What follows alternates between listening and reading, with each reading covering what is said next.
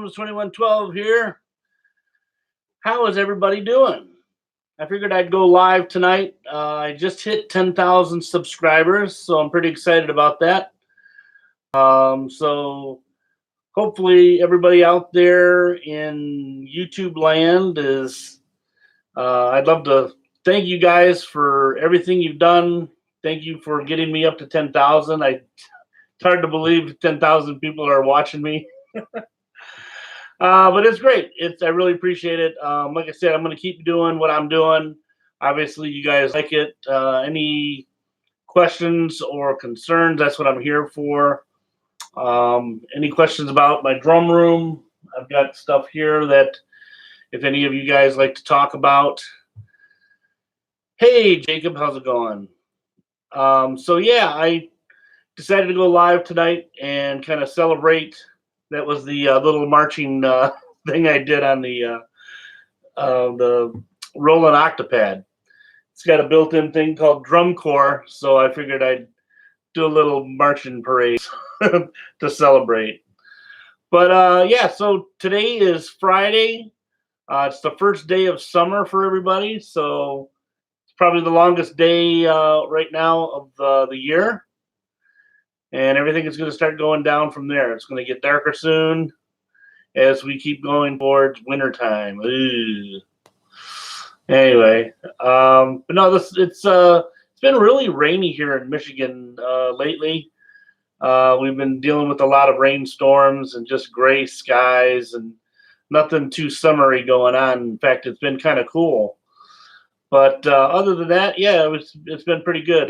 Today was a real nice sunny day. I had vacation Bible school. I do that every year with the church that I go to, Christ the King Lutheran Church in Southgate, Michigan. And we have like a little praise band that gets together and shows the kids kind of, about the topic of whatever the vacation Bible school topic is. This year it was on God is Good. Basically, it talked about, different things in the Bible and explain to kids, all the stories. And hello, Juan David Aguilar Torres. Finally, hope you get your button soon. Is Sabian or Zildjian better? That's a good question. Well, I don't know if you guys know. I'm sure there's a lot of people that know. But if you guys don't know, the guy that used to work for Zildjian actually became his own boss and made his own company called Sabian. Obviously, the letters that he uses in Sabian are for his three kids, Sarah, Bill, and Ann. So he took the first two letters of each of his kids to make the word Sabian, and that's where it came from. But you know what? As far as cymbals, I've been a Zildjian man for probably a lot longer. I just recently got into Sabian. Just to try them out. I was a big Peisty fan too, obviously Bonham, being a Bonham nut with the drum set, and so you have to try out the Peisties too. So I look at it like this. All the companies have their own different sounds. As far as prices, they're all pretty much about the same. If you want to, get a higher end cymbal, they're all going to, have their own unique sound difference, but it's basically it's about what you want and what sounds good to you, because what might sound good to me might not sound good to you. So but as far as Sabian, I love Sabian, I love Zildjian, I love Peisty, but one I don't have is the Meinl. So I've been thinking about maybe getting a Meinl cymbal or two. Actually, I do happen to have one on my kit over here on the practice kit that the students use when I'm down here teaching. I got one. It was a real cheap one. I got it used for like 45 bucks, and it's pretty much a workhorse. It's been really good. So again, to answer your question, I love all the cymbal companies. There's some out there. When I went to the NAMM show a few years ago, there's hundreds of cymbal companies out there that people will never even know their name. And it's just because the big 3 or 4 companies, you see them all the time in Modern Drummer magazine, or you might see them on TV. Those are the ones that seems to be used a lot. But there's a lot of other companies too, and they all sound pretty decent as well. Some I liked, some I didn't like, but like I said, there's a lot of other companies as well, and I wish, you know, somehow, some way, these companies could get noticed just as well as obviously the top ones as well, and give us maybe you know, a little different variation on different sounds, because they do sound different. You know, there's a lot of different cymbal companies that will manufacture them a different way than, you know, obviously Zildjian or Paiste or anybody like that. So yeah, 639 Bird Dog, how you doing? Do you still have your Amber Vista lights? Oh yeah, I've got them. They're packed away. Sometimes I'll pull out, like right now I have the Ringo set. I'll turn my computer a little bit so you can see. Let me get these chairs out of the way.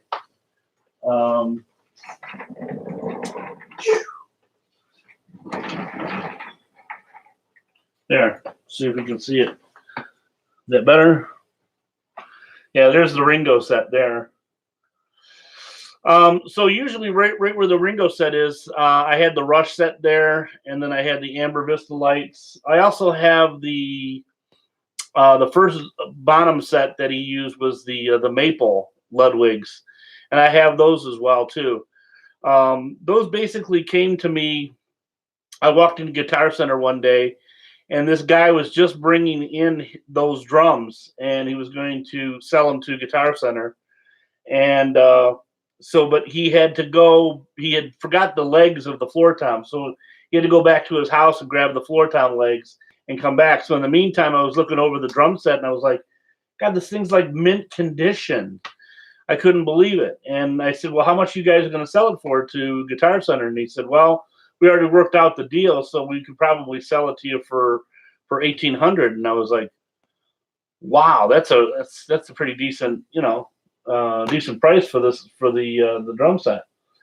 So I said, well, let me think about it. And he said, well, you know, don't think too long, because they could be gone tomorrow. And I was like, yeah, I know. So I think later on I thought about it, and later on I went back up there and then I bought them. And it was just so happens the guy knew me because I, you know, of YouTube being on there with Joe Drums, and he was so happy that I was buying the drum set because, you know, he wanted me to have it because I was obviously doing the John Bonham stuff at that time, you know, quite exclusively, by the way. When my this is actually my second channel. I don't know if you guys know. I had the first channel was actually just Joe Drums, I think, or Joe Drums 1. And anyway, so that got shut down for copyright infringement because of ZZ Top's song LaGrange. I think I mentioned that on the last live, but I couldn't think of the name of it. But anyway, it was LaGrange that shut down and I had like 3,000 subscribers then, but oh darn, and they closed it down because I was playing the song LaGrange along with the drum track and playing along with it on the drums. So yeah, they shut that down. So then I came back with another channel, and here it is, Joe Drums 2112. So I figured instead of a Bonham, you know, kind of thing, I'd kind of talk about not just Bonham, but I'd talk about Neil Peart, and that's why I changed it to 2112 to kind of, you know, undertone the idea that, yeah, Rush is definitely in the influence there of all my drum stuff. So, yeah, so anyway, so I got the Ringo set. Those are all Zildjian cymbals. I got the head specially done by a guy online. He did a really good job of it. It's after the 1964 when the Beatles were on the Ed Sullivan Show. That was the logo for that particular time, and that was the one I wanted. The Beatles had an earlier one too. It was a little more thinner. This was a little bit more fatter looking letters. And I just liked the way it looked on the Ed Sullivan. And of course, you can see the John Lennon guitar back there, the Rickenbacker. And I also have the other two guitars too. I have the Hofner bass. I had that specially made in Germany. And so when that came, it was really nice. I got a right-handed model. I didn't get the left-handed model because if I got it left-handed, I couldn't play it. I tried left-handed before, so I knew I wouldn't be able to play it. So I just got right. But the reason why I got all these is because I use my recording deck over here, my computer, to record, and I like to do Beatles songs. I like to re-record them just to have myself play all 4 parts, and I think it's kind of fun to do. It's just something that's kind of I've always wanted to do it, and I think it's fun to do when you're laying down the parts individually, and you kind of think like, wow, what it must have been like to been in the studio watching each person record their part. That would have been sweet.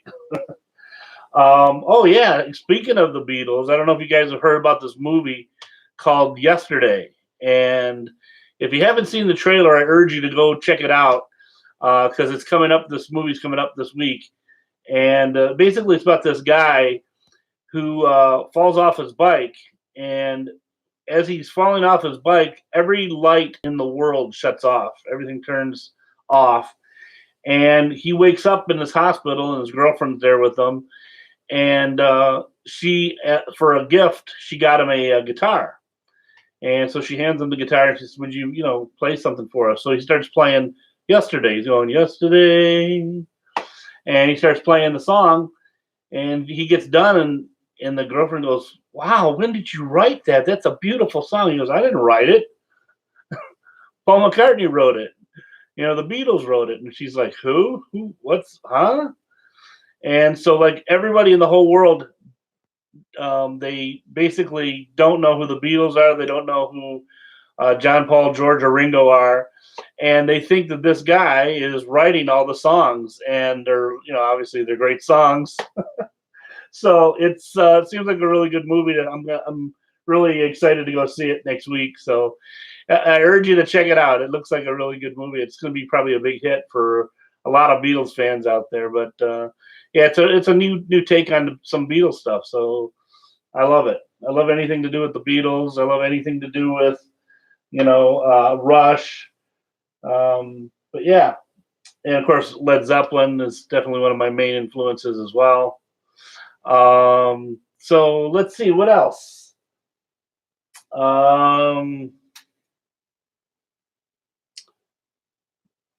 I have the Neil Peart snare drum. I'm using it right now on my kit that I play with when I teach drum lessons.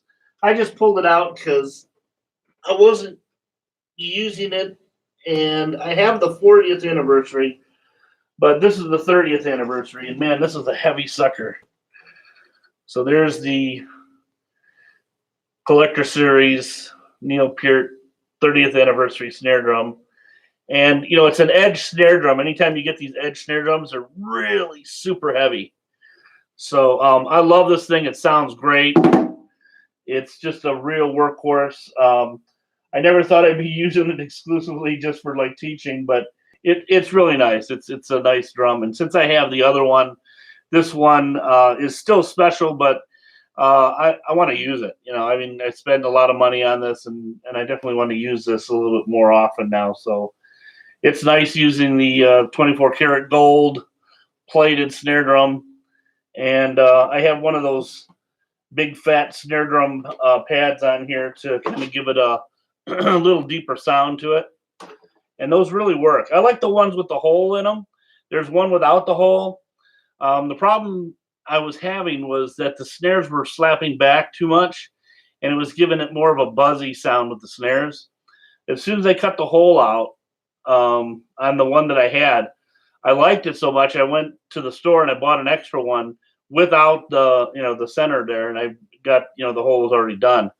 But I ended up doing doing the other one, so I have them both with holes in them, just because it sounds a lot better with the snares. So nice and snappy snare, and yeah, like I said, it's a great snare. It sounds great, and when you're playing on it, it's like you're playing quality.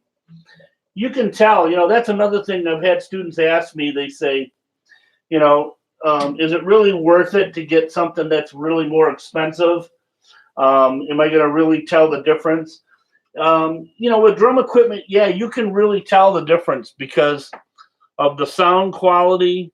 If you buy cymbals, obviously the more expensive cymbals sound, way better. They kind of last longer. They decay less. It takes longer for them to decay. The the ones that are real inexpensive don't, crash too long. They sound a little more tinny, just because of the quality of the cymbal. This snare drum, compared to the others, you can just tell. I don't know what it is. It's more beefier sounding. Just sounds nice when you hit it. You can just tell the difference. It doesn't sound, I don't know, like it's hard to describe. But it's one of those things that when you're playing on it, you can just tell the difference. Because I've got other snare drums that I use that are, not $1,500. They're like $200 or $300, and some of them will sound real snappy, and they sound good. But again, as soon as you play on this one, man, you can just tell the difference. I just love it. What else? Any questions on any books? I had somebody ask me on the John Bonham. I was doing some of the triplets and stuff, and they said they wanted me to do more of that book. So I'll probably be doing that. There's another book that I actually never got. Okay, because here's the story. This Paul Capozzoli's books. Originally, when I started taking lessons, and this was back in the 70s, the book was one book. And you just buy the one book. I think it was maybe like $15. And it was really, really thick. Okay.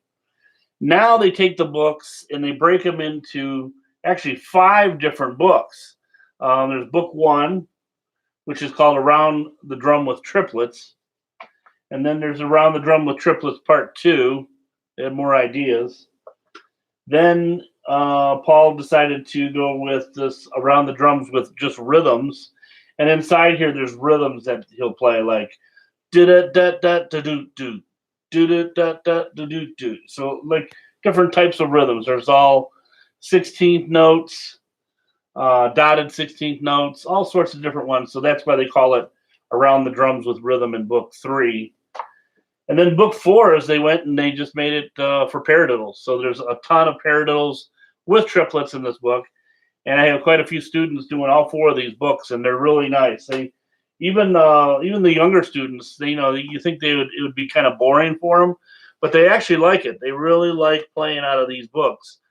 But there's one more, and actually the last book is for rolls. And like the 5, 7, 9, I think they had the 11 and the 13 in there. I don't know if there's any more because I haven't seen the book. But the original book that I have is somewhere lost in this basement.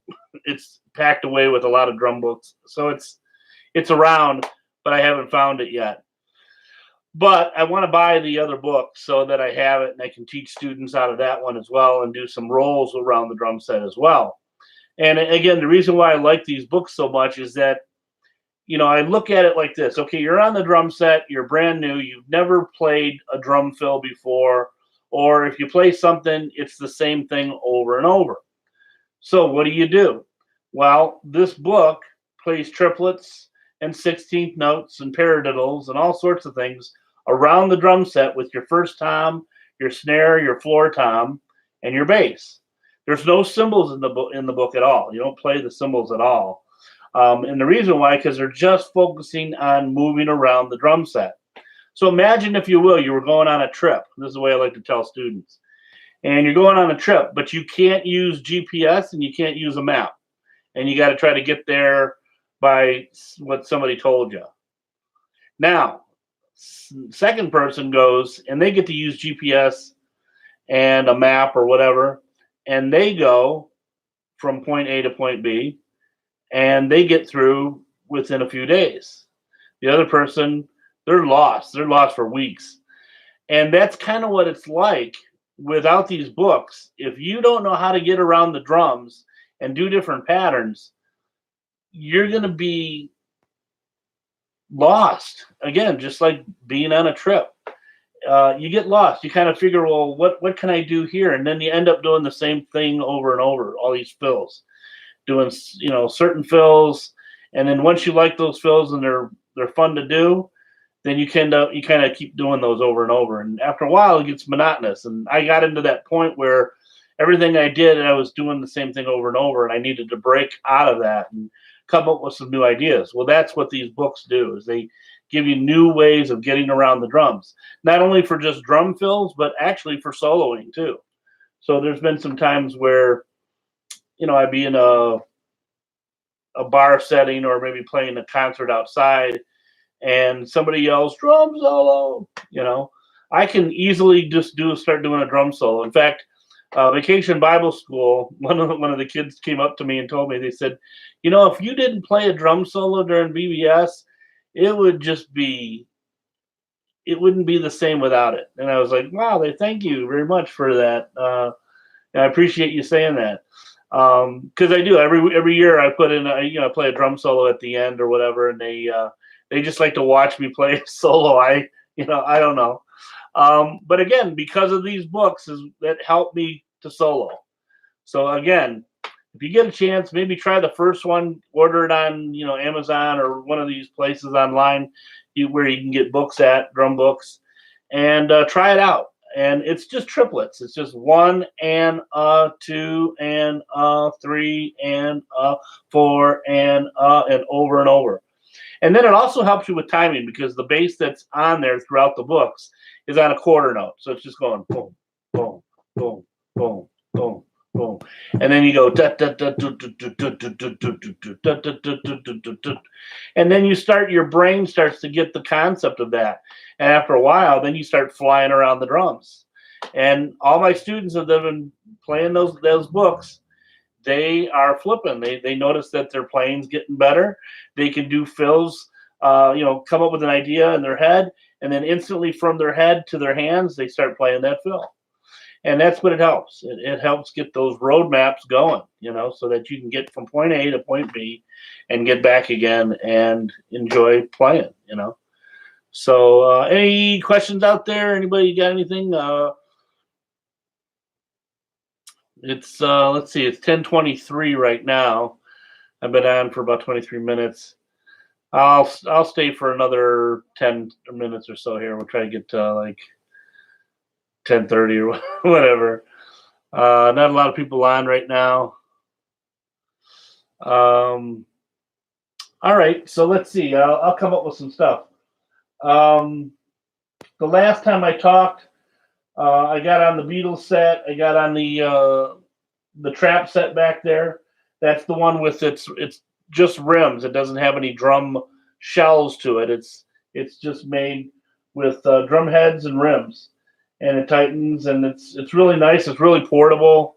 You can put the whole thing in the front seat of a car, and you're ready to go. I mean, the actual rack unit itself folds down really nice. And you can put it back together. There's 2 cymbal stands built into the rack, but you do need a hi-hat stand, and you do need. Oh no! You know what? I take it back. The hi-hat stand came with it, but it didn't have the cymbals, so you have to get the cymbals separately. And then if you wanted a ride cymbal stand, you'd have to get that with a ride cymbal on it. So basically, just a pair of hi-hats you need, and a ride cymbal and a stand. The other 2, I use those for crashes. I mean, if you wanted to just go with one crash, you could do that and put the ride on one side and then the crash on the other. And they're both boom stands too, which is nice. So it gives you some room to move the cymbal, so it's not like on top of the drums. So it's really nice. What else? The other drum set back in the corner here, that's the Manu Katché set. That's the one where I have the mesh heads on it right now with the cymbals, and it's for playing quietly. What else? Let's see. That's my other edge snare, but that one's 13 inches by 5 1/4. I got that as a secondary snare for my DW. And then my main DW snare, I have it packed away right now, but it was just a standard 5 1/4 by 14 maple shell, and I just wanted all wood. And when I got this DW set, I just wanted all wood. Mine has the wrap on it, and it's obviously the the pearlescent white pearl wrap on it. Let's see what else. How about if I talk about some drumsticks? I'll show you some drumsticks. Oh, here's something too. I'll show you this. This basically, I got these shakers. They're made by LP. These ones, let's see, I think, yeah, these are the heaviest sounding ones, or the loudest sounding ones, the red ones. And what's cool about them is they're in stacks of 2, but you can turn these like that, and they pop off, and then you can use 2 of them like this, or do, you know, cool rhythms.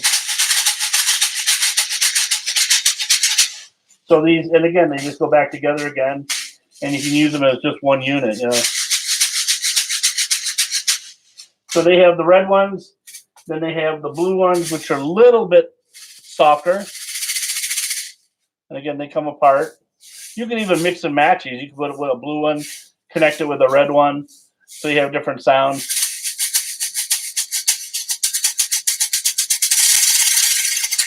Okay, so that's the blue ones. And then the yellow ones are for real soft playing, like if you're playing a real quiet gig. I mean, it almost sounds like there's sand in these things.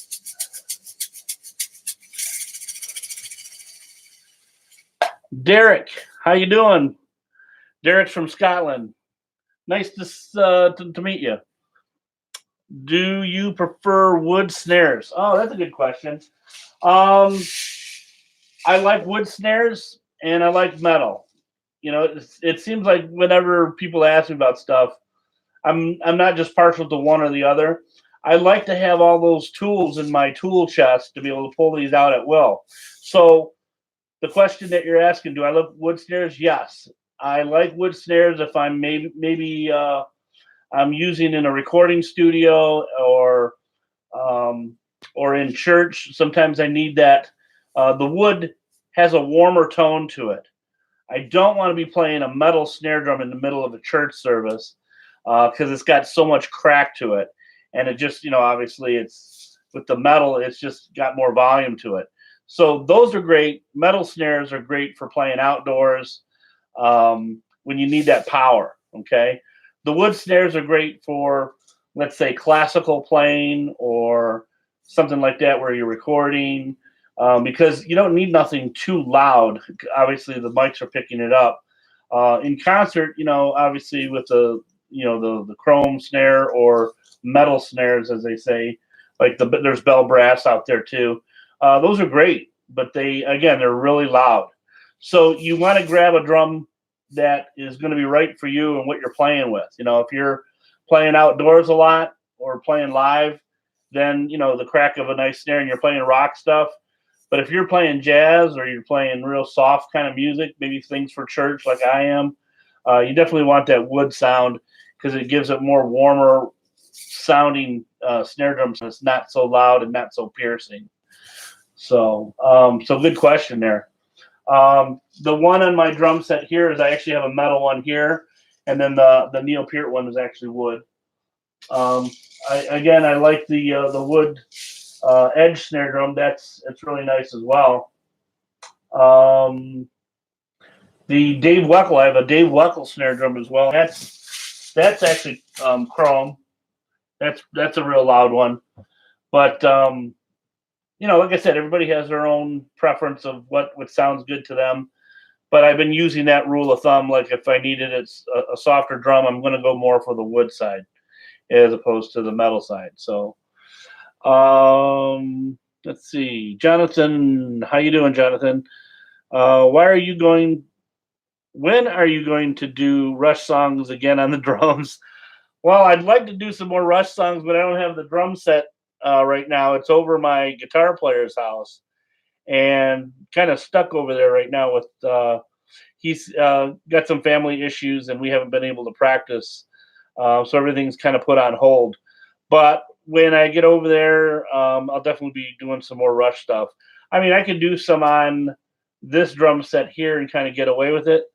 But if you guys want to learn it like the record, if it's not a big deal, let me know. I mean, if you want me to just play some Rush stuff on this regular kit here, I can do it. It just, you know, it's better when you're playing on the set that Neil played that actual song with. I remember growing up, that was one of the big things of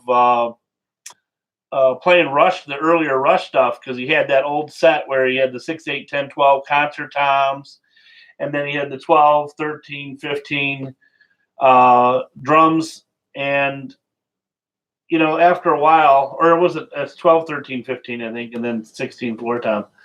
But, yeah, then he had the gong bass, he had all this other percussion stuff. And for a kid growing up, all I had was a 5-piece set. And to try to play that stuff, I was really picky because I always wanted it to be like the record. I wanted to do it just like Neil, as close as I could, you know, to the record. And it just used to depress me because I didn't have the drums that he had. And so I kind of learned it my own way, and it wasn't the right way, and it really irked me. And I really wanted it to be like that. So when I finally got a drum set and have it set up like Neil and have all the actual drums the way he had them, it makes it feel so much better when you're playing. You feel like, I don't know, you just feel like so relieved that you can play it like the record and you're doing it exactly like him. And, you know, when you're going through and you're playing this stuff, you're thinking about like, wow, now I know why he played what he played because of the way the drum set was set up.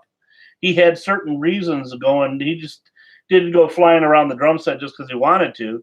He actually could fly around the drum set because he had those drums in a certain order and the way he went around, and why, you know, sometimes he'd go around and he did a splash, and there's a splash right in the way of going around where those drums. So that's why he hit that splash there. But if you got a 5-piece set and you've got two crash cymbals, a ride cymbal, and a hi-hat, and you don't have any splash, you're not even going to know how he did that, putting that splash in the middle of everything, you know? So that's why it helps to have the original. Now, I'm not saying to go out there and get the same exact setup and get everything like it, but it was just one of those things that I felt like, you know, if I'm going to do something, I want to do it exactly as close as I think it was to the record as he did it. And I'm sure there's guys out there that are in Rush tribute bands right now. They're saying, yeah, you know, we all want to try to strive to do it exactly the way he did it. There are guys now doing it the way Neil's got it set now, which is totally different. You know, he's only got one bass drum with double pedal as opposed to two bass drums. And he didn't have all those extra toms up at the top. You know, the 6, 8, 10, 12 are gone. And now he's just got just a regular kind of few toms at the top for the high end. And as he comes around, it's a little different. And again, you know, you'd have to go over everything that he's doing now, the way he plays it now, and play it like that. That's what I would probably do if I had to sit and play the drum set that he has now. I would want to go over every little nuance of how he plays it to make sure I'm doing it exactly or it's pretty close, you know. And of course they have those DVDs out where he sits and actually talks about each song, and he does a performance of it, and then they do it slowed down. I think that Joel Bergamini did the recording of that. So that was an awesome DVD. If you don't have that or haven't heard of it, it's a really good one. And like I said, Neil's really it's a real intimate look inside Neil's drum set and how he played the parts. So it's really cool. Oh, Kyle, how's it going, Kyle? One of my drum students, he just said, congrats, 10,000 subscribers. Yeah, I'm doing good, Kyle. Doing good. Still teaching. We need to get together sometime, anytime you're free. Jonathan Moore, rock on, brother. Derek Bissett, I'd love to see you play Xanadu. Oh, I love playing Xanadu. Xanadu is actually one of my favorite tunes to play right now with the Rush tribute band because it has all that extra percussion, and I love playing the extra percussion stuff. When I first started playing, it was a real challenge to be able to pull off dropping from the drum set, going over to the bells, and then turning around and playing the chimes.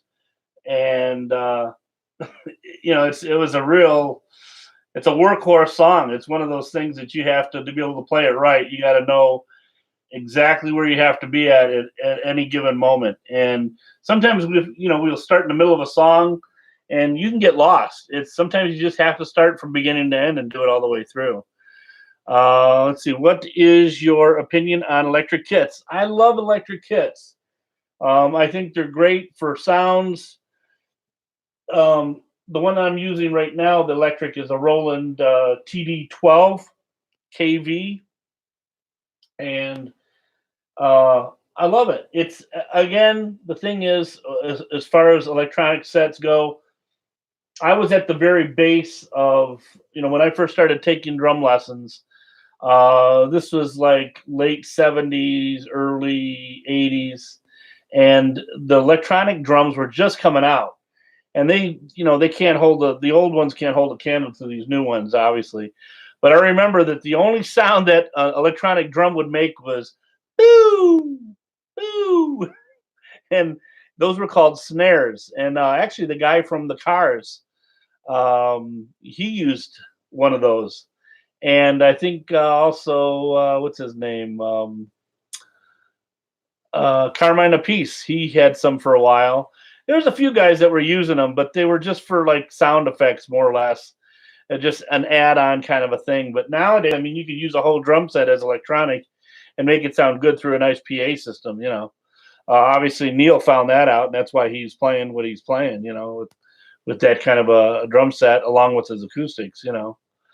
So yeah, I love electronics. In fact, this whole week, I'll bring it up again. On Vacation Bible School, we have my regular drum set in the corner. My drum set is at the church. I leave it there, and it's surrounded by the plexiglass to keep the volume down. But when we would play for Vacation Bible School, we'd go to the center of where the what do you call it? The pulpit, where the pastor talks. And right there, and I would set up, I had my Roland Octopod, SPDS 30, or SPD 30, not SPDS, but the SPD. And the theme was jungle, the jungle and African style music. So it had, I'll show you the sounds that it had in it. There was a drum set on here it's number 8. It's called Afro Beats. And it sounds like Africa. You can almost picture the lion coming after you, So here's what it sounds like so you can hear it.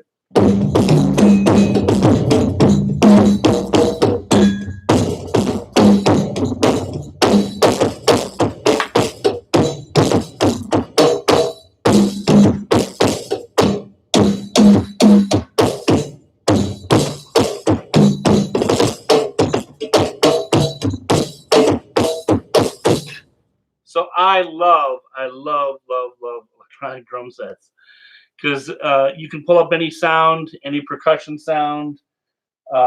There's just tons of stuff that they have built in. Roland, they're obviously the top of the line. There's Alesis out there. There's Yamaha makes them as well. But it's funny because they all sound very similar. It's like the samples that they get are real similar. Not everything. I mean, there's some things that are exclusive to each company, but I just like what Roland had to offer, and I'm a real kind of a Roland type of guy. I'd love to be endorsed by Roland. That would be phenomenal. So yeah, like in this drum set, or in the Roland Octopod, there's 50 drum sets on here, and then you can mix and match your own. I wish they had more, like from 51 up to 100. I'd love to see that happen, where you could make your own kits as well. What happens here is that you have the 50, and then you can rewrite over the 50 that, if you want a certain sound, let's say you want more drum sets. I noticed that in this Roland Octopod, they have more of the percussive stuff from different parts of the world, different percussion. And they don't have as many drum sets in this. And that's one thing I wish they had a little bit more of the drum sets built into this. But when you take a drum set and you erase it and then put something else in, obviously you're losing some of the drum sets that you had to begin with. I mean, you could do a factory reset and then get it back again, or you could use your USB and save it on there. But it's too much switching. I don't like switching a lot. Too many things can go wrong. If you don't have to switch to, a memory, if you have to switch to memory stick, it's not that, if you're on a gig or whatever and something happens or you lose the memory stick, just so many things can go wrong. So I like to have at least, a lot of room on electronic drums to make my own sets, really. Let's go back to some of these comments and questions here. How many songs does your Rush band do? Oh, probably. Well, the name of my band, just so you understand, the name of the band of my tribute band is called Gold Rush. And they wanted to stay from the early 70s to the early 80s, okay, and go between there. So all the songs probably from there. A lot of the stuff is from maybe one or two from the first album, one or two off of Fly By Night. Caress of Steel, we kind of kept going. We didn't do anything off of there. Obviously, 2112, we do. Circumstances. What else? Then, obviously, a little bit off of Farewell to Kings.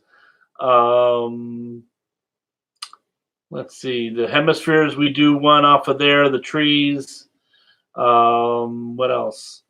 Then we do quite a few off of Permanent Waves, obviously Moving Pictures, and then Signals. We stay right around that Signals area.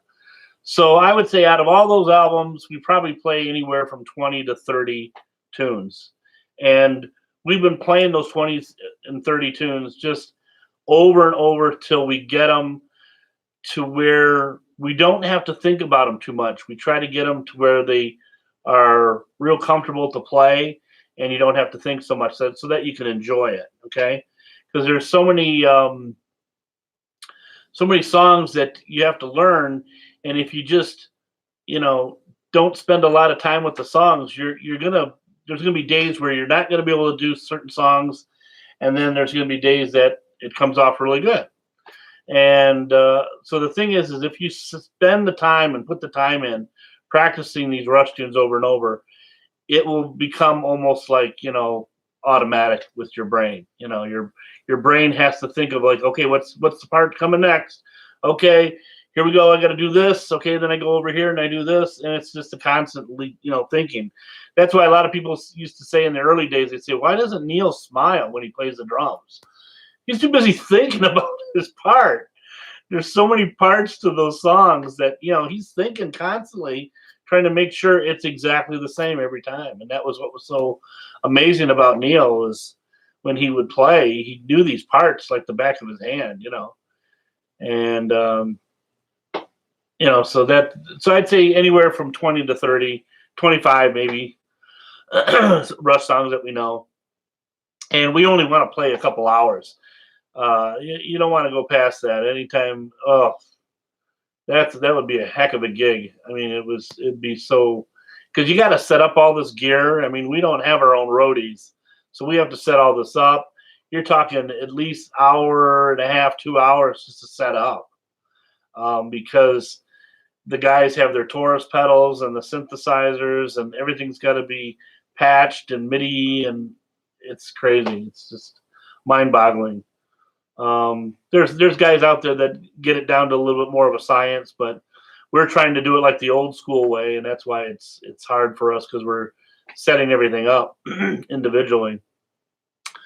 Let's see. Hey Joe, what is the best way to count since I've been loving you? I count it as 1 Anna, 2 Anna, 3 Anna, 4 Anna. Is that okay, or should? Yeah, no, I mean, that's fine. Whatever's easier for you to count it, and the way to say it. Sometimes you can get tongue-tied by saying it a certain way, so don't count it that way. Count it the way you feel like it's comfortable. I had a I had a little kid that he was taking drum lessons, and I was telling him, okay, we're going to count it 1 E and and he goes, no, he says, the teacher at my school says 1 banana. And I was like, okay, we'll say 1 banana. That's fine. one banana, two banana. I mean, whatever, as long as he was able to count it, that's all I care about. So, but yeah, there's certain ways to count 16s, one ianda, one titata. I mean, I've heard so many different ways of counting things. It's just what's simpler for you to do it, and that's the easiest way. Yeah, you could count it 1, 2, 3, 4, 5, 6, but again, it might be harder, and one anda, two anda, three anda, four andas, just as good. So yeah, good question, Darren. Let's see, Dwayne. I saw Rush twice live. One of our great bands in Canada. Oh yeah, definitely one of the best bands. Period. Jonathan Moore. Remember never to mess up in the songs. Yeah, man. One little mess up is like a skip on a record. As soon as you do that mess up, it throws everybody off, or at least gets them to like, wait a minute, their part. They're trying to think of their part, and now they just heard somebody make a mistake, and they got to get back into where they're focused again. That can throw people off.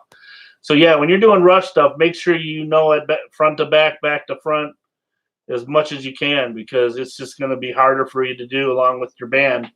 And then it gets on everybody's nerves sometimes too, because these songs are hard enough, and you're trying to get these down and get them perfected as much as you can, like the record. And it's tough. It's one of those things. So luckily, the bandmates, and the two guys that I'm with, because they've been playing in a Rush tribute band longer than I have, because I've been in bands, but I haven't done Rush like they have. They've been in Rush bands their whole lives, and my whole life has been playing other music. I wasn't doing just Rush. I was doing, Led Zeppelin and AC/DC, and we do something from Tommy Two Tone, 8675309, and then we jump to Journey, and then we jump to a slow ballad by whoever, Bob Seger or whatever. And all these songs, for me playing over the years, it got me really good playing a wide variety of music, but I didn't focus just on the Rush stuff. So when I joined the Rush band, I had to really go over this stuff, and then they picked me out of the lineup, and then I got in the band. But then I had to learn this stuff and make sure I learn it over and over and get it. And like I said, there's still going to be days where you play it perfect, and other days you're going to make the mistakes. You're going to go, wait a minute, I never made that mistake there before. Why am I making it now? It's just things that happen. So keep practicing at it, and the more you practice it, the better you get, and the more you can remember it. Because again, as we play, from being a drummer, one of the things we have to remember is that the idea of whatever we have to do comes to our brain. We have to send that information to our hands and our feet. And if anything is fouled up between that lineup, that's when you make a mistake. So you got to really focus and really pay attention to what you're doing. Some songs don't require that. Some of the earlier songs in the 50s and the 60s, they're not as, thought process doesn't have to be as hard, because you pretty much can remember the part or the pattern of the way the drum part goes, and there's not a lot of fills or whatever, and it's easier to do. But with Rush, there's a lot of fills, there's a lot of starting and stopping, there's timing issues, there's a lot of things going on there. So but yeah, good question. Do you still have your Peace drum kit? Were you ever endorsed by them? Feels like you did it at one point. Yeah, I was endorsed by Peace Drums, and I'm going to be real blunt about it. I loved the green kit. I call it the Green Monster, because I had all the Octobons, and it was the largest drum set I owned at the time before the Rush kit. And so when I ordered it in pieces. Piece drums, no. But I did. I ordered it in pieces. I had the bass drum and the toms and the snare, and then I got the Octobons later because they couldn't make them at the same time. So what happened was I was having these problems arise, one thing after another. They were sending in hardware that was had you know, they had black hardware, and then they had chrome hardware.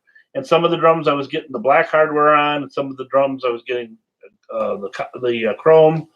And then one of the bass drums, the extended bass drum actually came in damaged, and you know, they said, well, you can ship it back, but it's gonna look like a different color of green. And then the Octobons were kind of a lighter shade of green. They weren't as dark as the bass drum. And then I was trying to get a hold of the rep, and the rep was always, he was hard to get a hold of, and then he never got the right information, and it was so fouled up that I just stopped with them. And like I said, they make great drums, but because they sounded powerful, man. I enjoyed playing the drums. It just, the look wasn't right, and the customer service, I was just having a bad time with the customer service. I'm not going to say everybody's going to have the same problems I did, but from what happened to me, I just got out of it altogether. So to answer your question, I sold the set, and I was really, you know, it was like I had this big, huge drum set, and I just didn't have anywhere to put it. And I thought, why did I do that? You know, it was just because I was endorsed by him that I wanted to have it all. So I was like, yeah, I want this and this. I got really excited about it and just ordering like crazy. And really, I'm happy with a 5 or a 6 piece drum set right now, other than when I'm playing the Rush kit. You know, I'm just talking a regular drum set. So I ended up selling it, and I got the money for it, and I paid off some bills that I had to pay, and that was the end of the Green Monster. But the video's still on here, so if you want to look, type in Green Monster or Peace Drums or something like that, and you'll see the video on here of those drums. They sounded great. They were a great sounding drum set. It's just that couldn't get it together with the color and the, you know, the customer service. It was just horrible.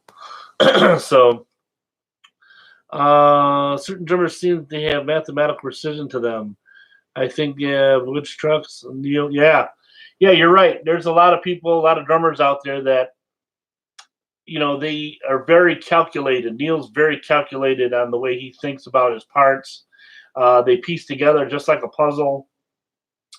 You know, there's other bands out there where the drummer will play, and he just thinks the spur, you know, things doing as a recording, spur of the moment things, and they end up going, wow, that's pretty cool. Let's leave that on the record, and then they end up playing it.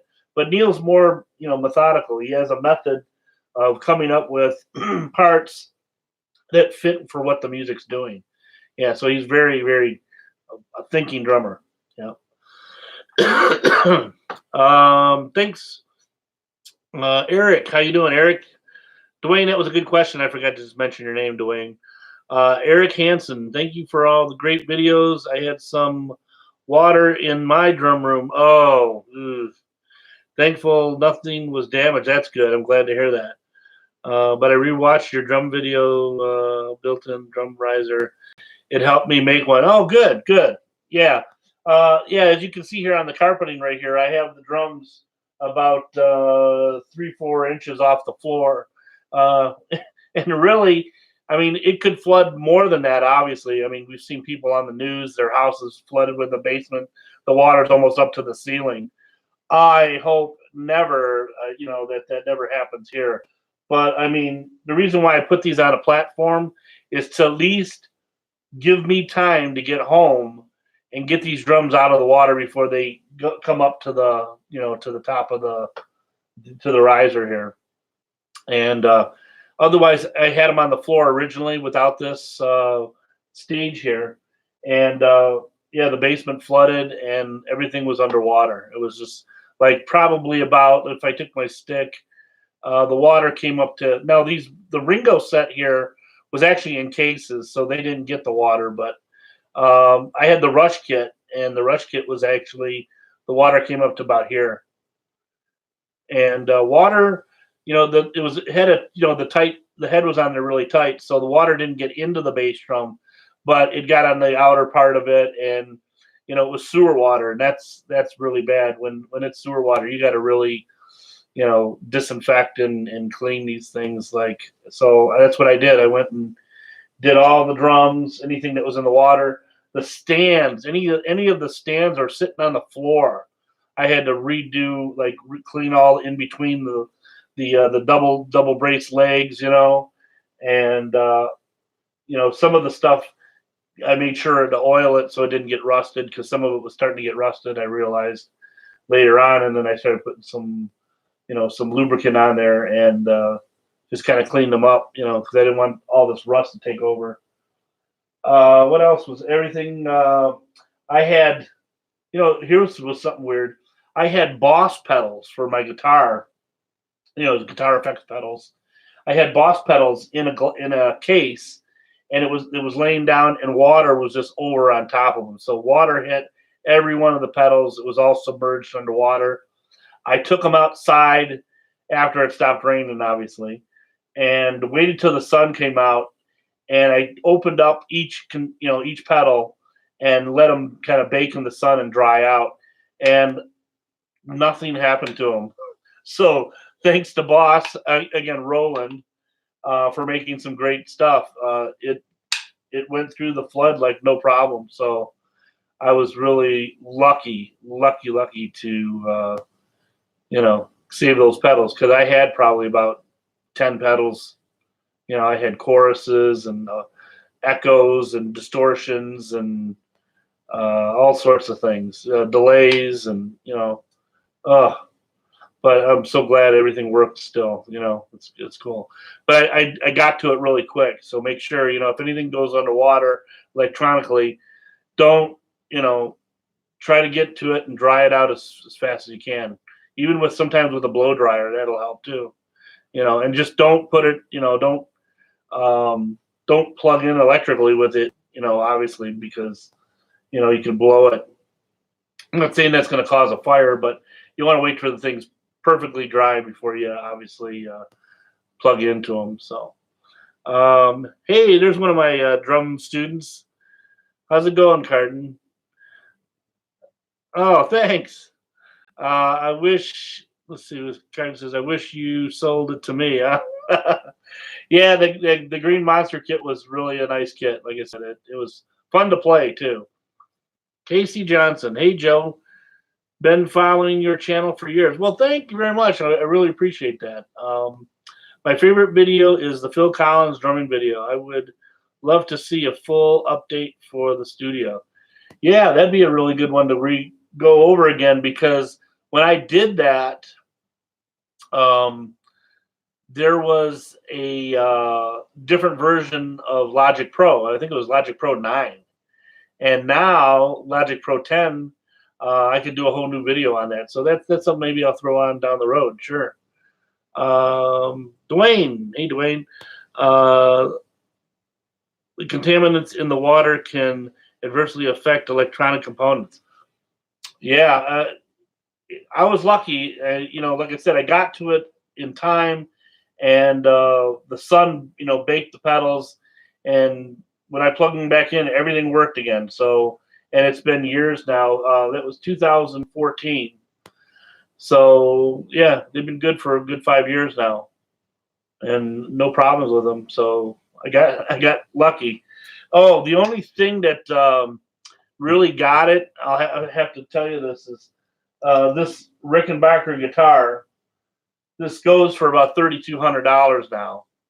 I paid $26 for mine back, 5-6 years ago. And what happened, this was in its case, and I had the case sitting up against the wall. Well, when the water rose, it took the case, and the case fell on its back, and then water started getting into the case, and it got into where the guitar is. And I'll show you on the guitar here. It's not a big deal. Nothing happened with the guitar. The guitar still plays really good. But I don't know if you can see this. There's kind of a little bit of it took the paint and made like a little crease in the paint job. I thought the neck was actually cracked, but it's just the paint that cracked. So that's the only thing that happened with it. It's going to be hard to see in this here, but I can probably bring it up a little bit. I don't know if you can see. See how it's got that little waviness to the paint job, and that's what happened to this guitar. But the back is everything's perfect. The back's fine, front's fine, the electronics, everything's fine on it. And again, it sounds really good. I don't have it plugged in right now, but and the neck's good. Everything's it plays really well. It's nice low action on it. I'm really happy with it. So anyway, I use this as kind of like my knockaround guitar because I ended up buying another one, and so that one's fine. Obviously, that one didn't get anything. All my other guitars that I had were up high on different shelving units, and so it saved all my guitars. None of my guitars were, other than this one, was in the water. So yeah, I was kind of bummed when I saw this thing floating in the water. Oh man, I was like really freaking out. So I grabbed this, and I grabbed, my son and I grabbed drum sets. We were bringing them upstairs, and then after we got them all, my wife was taking care of some of the water, making sure the water drained. And as the water was draining, I was cleaning drum sets just left and right. I mean, we were trying to rush as fast as we could to get all the water, make sure there was no water in things, And one of the other things too is the bottom set, the Vista Light. I saved those. Those were in the case at the time, and they were in the SKB cases. And those SKB cases are great. But here's one thing that I didn't realize is that, you know how every SKB case has the strap where it locks in like a little belt for the top of it. Well, when they make those, there's a hole that they put in it with a kind of like a rivet to hold it in to keep it connected to the case. Well, those holes, water gets in there and water gets in the case. So those are not, SKB cases are not waterproof. And I don't think they ever said that, but just to let you guys know, any SKB, I still swear by SKB, don't get me wrong. I still love SKB cases, but they're not for the water. I don't know if there is a case out there, if anybody knows of one.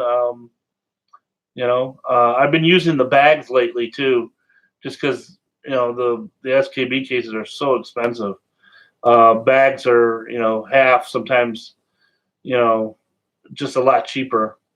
So I would say if you're not traveling, but you're going from gig to gig, bags are just enough. Just be careful of the bag. You obviously don't want to drop it, but for each drum.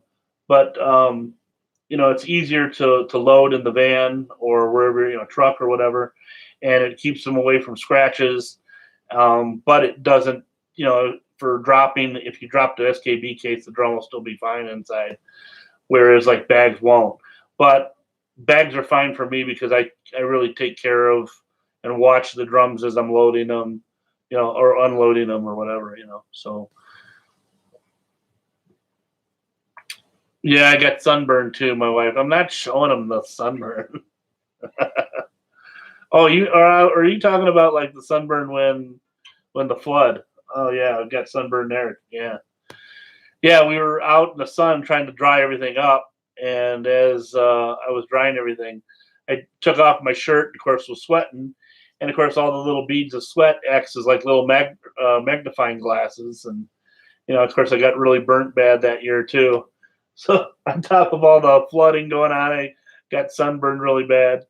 It was a mess. Had a guitar player drop my cymbal bag. Oh no. Oh no, that's a horrible story. Contemplated murder. Oh man.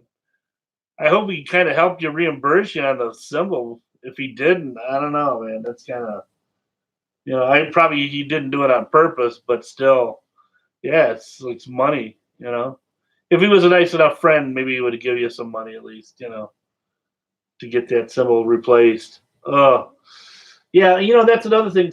Speaking about cymbals, back in the day, Zildjian, if you broke a cymbal or cracked a cymbal, you got another replacement one for free. You'd send in the cymbal, and they would take it off your hands, and bring it back, put it back into the factory and melt it down or whatever, and they would send you a brand new cymbal. But everybody just decided that, like, hey, I need a new cymbal, so I'm going to crack this one and I'll just send it back to Zildjian. So then Zildjian did away with all the taking back cymbals and stuff like that. So now they don't do that anymore. But I have never broke a cymbal yet. The way I play the drums and the cymbals, I play very controlled. But with the cymbals, a lot of guys will hit directly on the cymbal like that, whereas I kind of hit a little bit more across the cymbal, kind of in a sweeping motion, this way or that way, left or right. And it still gets the nice explosion of the cymbal, but the shock of hitting the stick directly on the cymbal, it shoots away from that. It kind of, the weight of the hit with the stick kind of swishes away from the cymbal and not directly on it. And that's why I think added to the longevity of all my cymbals. Like I said, I've never cracked a cymbal yet. I've broken sticks, I've broken drum heads, but they've been because they either were, the sticks, I've had them for too long, or the drum head was on there too long and it ended up breaking. But like I said, never broke any cymbals. And I remember growing up, there was buddies of mine that would go, dude, I just broke another cymbal. And they would like celebrate for the broken cymbal. I was like, why would you want to, why are you happy because you're breaking cymbals? It doesn't make sense. So I always thought that was strange. But if you're breaking cymbals, switch your sticks. Get something a little bit lighter, or get a cymbal that's heavier. Because, if you have a heavy stick with a thin cymbal, it's going to break. And if you're breaking real thick cymbals and there's no other cymbal that's out there that's thicker, then you need to lighten up on your hitting, because you don't need to crack cymbals. That's not a good sign. So just letting you guys know out there, any of the heavy hitters, I try to hit with a lot of power, but at the same time, because I'm a pretty loud drummer. I'm not like really loud to some, but I'm a pretty loud drummer. And when I play, I want to be able to, be heard. I want to hear those cymbals. I want to hear the drums, and I do it, accordingly. But it's just I don't want to break anything, because it's just too expensive. The cymbals I spend, ride cymbals, are $500-600. Crash cymbals, $300-400 nowadays. For the good ones, I'm talking the good ones, But yeah, let's see what else is going on here. Boy Virus, how many drum kits do I own? I think the last time I checked was 12. Let's see, 1, 2. I got 6 here right now. I got 1. Wait a minute. 1, 2, and then 3 in the corner, and then 4, 5, and the electronic one 6. So I have 6 there, and then I've got 1, 2, 3, 4 here packed up in the house, and then I've got my church one, so that's 11, and then the 12th one. What else I got? Huh? Maybe it's 11. Thought I had 12. I know I had the green one, obviously. I think that was 13, though. Gosh, I don't remember. I'll say 11, 12. Okay, I don't. That's about it. Now you're probably wondering, well, I've had a lot of people ask me, why do you have so many drum sets? I didn't get them all at once. I bought them over the years, different years. Something like the bottom ones fell into my lap. One of the Vistalites fell into my lap only because my buddy was wanting to sell them, and I had always wanted the Vistalite set, so I ended up buying it from him, and used, obviously, because he was wanting to get rid of it because he had a funk band that he was playing in, and the drum set that he had, obviously the bottom set was just too loud for that. So he ended up selling them to me and then buying a set that would fit for the style of music that he was playing. The other bottom set, the maple bottoms, I just I fell into that too. I walked into Guitar Center, and there they were one day, and the guy, it was a nice price, and I bought them. So like, I'm not rich. I am not rich at any means. This just happened like over years of playing. My very first kit is 40 years old. That's a CB700, and I've had that for 40 years. That was my very first kit. My second kit, oh, that's the one. Yeah, I do have 12. I forgot that there's a Tama set that I have. I forgot to mention the Tama set.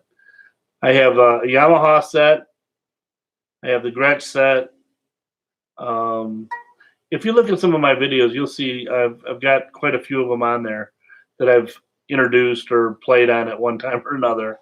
So yeah, my second drum set, I got it for a graduation present for my parents. They said you could have a used car, you could have a party, or you could have a brand new drum set. And all I had was the CB700 set, and I was like, wow, yeah, I'd love to really have a really professional set. So my dad opted to get me the Tama Superstars with the cherry wine lacquer, and oh, I just fell in love with that color. It was just beautiful. They were the power toms too, so they had the real long drums. You know, the drum toms were real long. That's why everything was in the 80s. Everybody wanted bigger and better, you know. So all the toms were real long. Yeah, so that's to answer that question.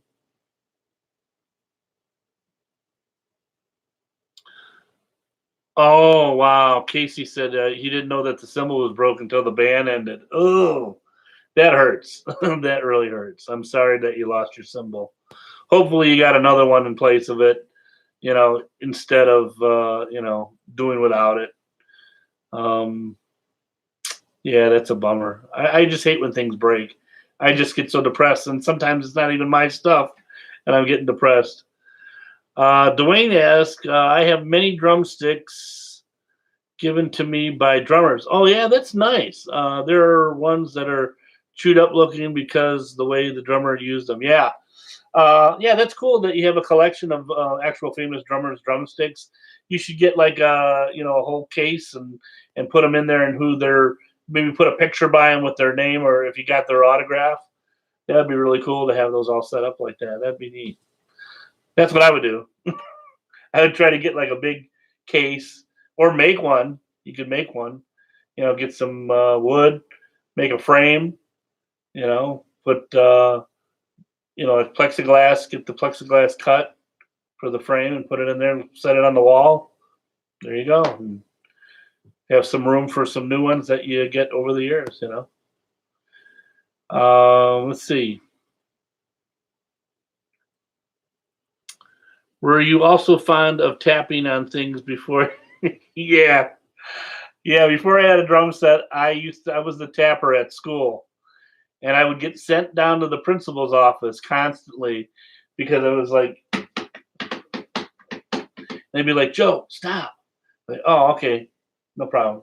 They'd be like, Joe, stop. You know, and then they said, that's it, down to the office, go see the principal. And I'd be like, oh boy. And then the principal would be there, and he's like, you were tapping again, weren't you? And I said, yeah. So, but I never got suspended for that. But I just got some detentions I had to take care of. But yeah, I was a tapper. If I was sitting at the dinner table and there was a knife and a fork, guarantee I was banging out some rhythms.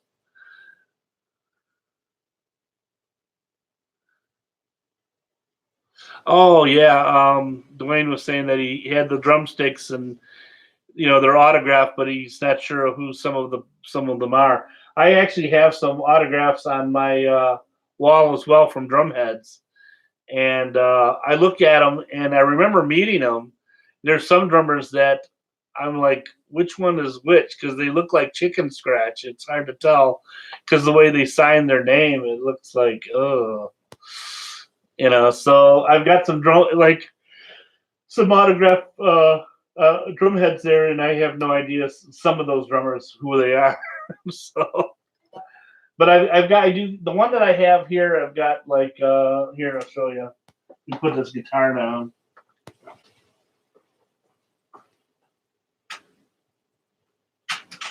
Here's one of my favorites. This one here. This is, and now these ones you can read. Some of them you can't, but this is Russ Miller. And this is Steve Smith. And then this one's Simon Phillips. So I had all three of those guys sign that one. And these were really cool because these are special drum heads that Remo gives you to get your autograph done by the artist. So they actually call it an autographed head. And so definitely would want to play on this. It's a very thin head. Very, very thin head. But yeah, so there's one. I'll show you a really cool one that I don't think anybody knows I have. But I got to meet Korn a while back, the whole band. And I got this really small drum head. This came off of a Rototom. And this is Korn's signatures. Let's see how there we go. I guess you can see. Dave Silveria signed this one too, by the way.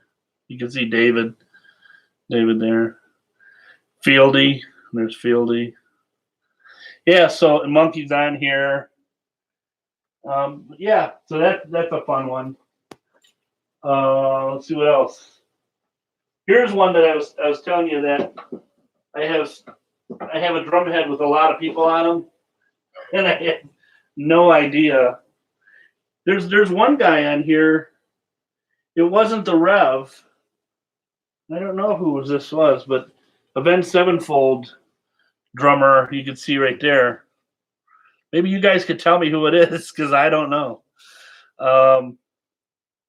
There's this guy here, Robin Daughtry, is actually the drummer for Daughtry.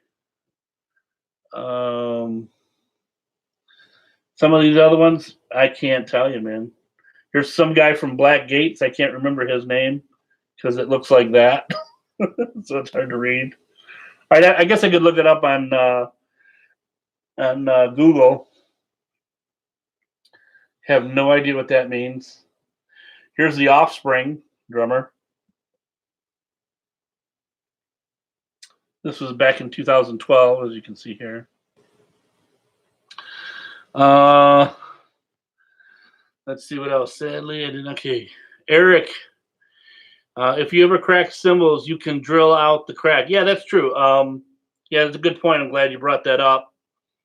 To save the cymbal. Yeah, if you have a cymbal and it starts to crack like right here, what'll happen is it'll just keep cracking as it's going.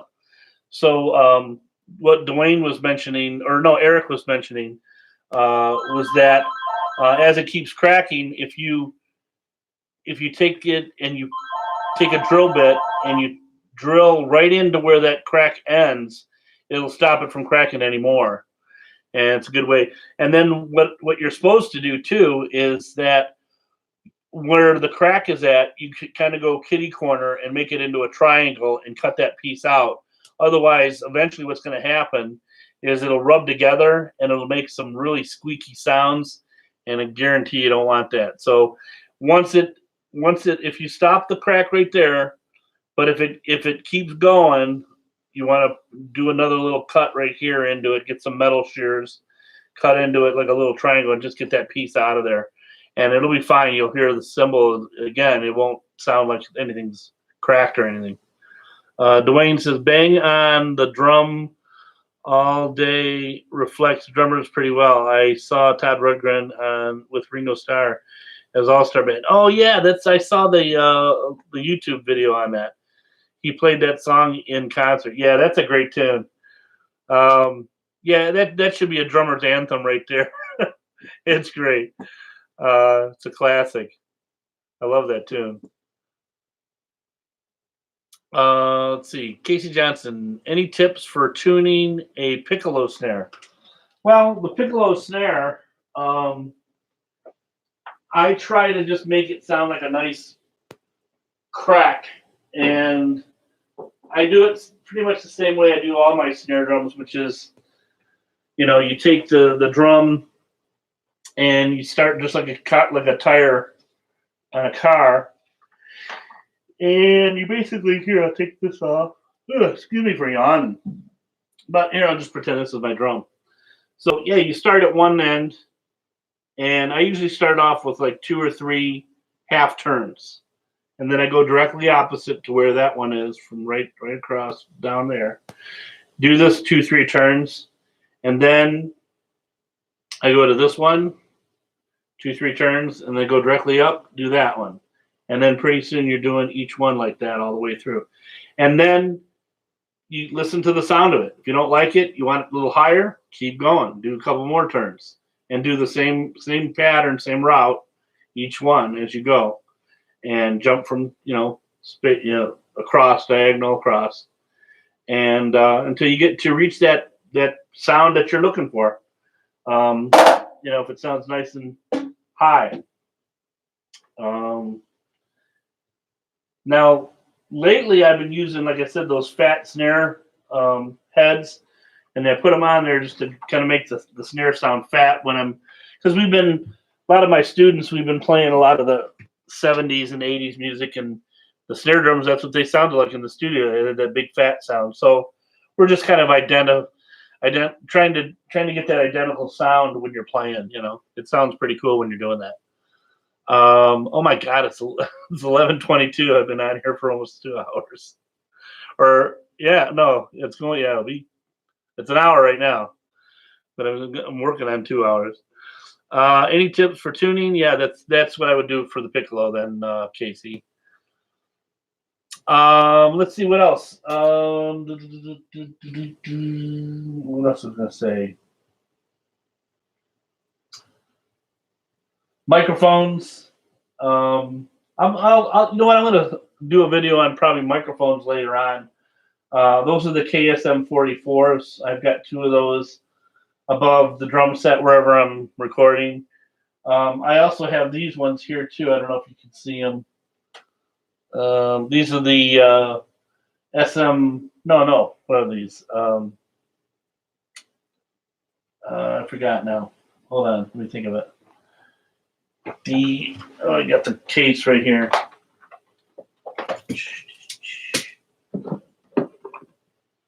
The SM81s. There's the case for one of them. These are the ones Neil actually used in the 80s for cymbals and for the overheads. So I kind of wanted to get some of those just because of that, and I was really shocked. I didn't think they'd sound that great, but man, they sound phenomenal. The SM81 for overheads, and you think they wouldn't even compare to the KSM 44s because they're so beefy, And you got these little tiny thin SM81s. I couldn't believe it. They sound really good. In fact, I've tried to do both of them, and I did kind of like a side-by-side test of them, and they have their own characteristic sound. So if you're looking for a certain sound, the SMs are good, and if you're looking for beefier, fatter, thicker sound, you can go with the KSMs. But let's see, Darren. Hi, Joe. I recently bought a pair of Peisty 2002 Red Label Sound Edge 15-inch hi-hats. Yeah, those are awesome. Yeah, unbelievable sound is right. Yeah, as soon as you start doing rock and roll with that snare drum and those hi-hats slushy together, there ain't no sound like it. It just sounds, it's like, it's like, wow. It's exactly like Bonham.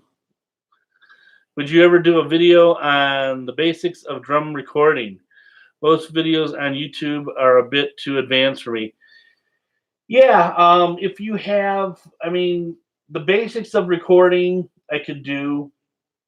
Everybody's got different software. Some obviously when I first started recording, they didn't have software. They had Tascam recorders with cassette tapes, and I used to do that. I still have mine. I think I've still got it. It's packed away somewhere, but that's how I learned how to record, from that. And then when I got the first software, I think was I don't know. I was using an Amiga computer at the time. I can't even remember this. I think it was called Bars and Pipes, but it really was archaic compared to what they have nowadays. But yeah, I'll have to do a video on some recording, and I know people want to do about the cymbals. One guy wants to do stuff on the some drum books, so that might be something I'll do as well then. So yeah, I can do a recording on the basics of that. The one I'm going to probably be using is the Logic Pro one. So if you have a Mac and you're using GarageBand, that's a nice start. But if you really want to get into the beauty of recording, you need multiple channel recording, and you need to get a sound interface that plugs in USB or some type of FireWire or even Thunderbolt cable. Now they have Thunderbolt. And once you plug into that, like if you get a rack mount unit, let's say it's those Scarlett ones where they have like 10 inputs, it'd be best to get one of those so that way you can record multiple channels at one time. GarageBand doesn't allow you to do that. They only record one track, one channel at a time. Whereas Logic Pro 10 will, you know, you can go as many tracks as you want, record all at the same time. So it's a good way to go. But yeah, we can definitely do that for you. All right, well, it's 11:27. I'm going to say goodbye to you all. Again, thanks very, very much to everybody who supported me over the years. 10,000 subscribers. It's still unbelievable to me. You know, I will keep continuing to do the best videos I can for what I have here. And again, you guys have any questions or comments, feel free, leave them for me. And I'll talk to you guys again real soon. Oh, looks like one more thing before we go. Casey Johnson said Reaper is a good software. I'm not familiar with that one, but I'll look into it. And it only costs about 60 bucks. I'll take a look at that. Thanks, Casey, for the info. All right, you guys. This is Joe Drum signing off. Until then, next video, I'll see you guys. Keep rocking. Have a good one. Take care.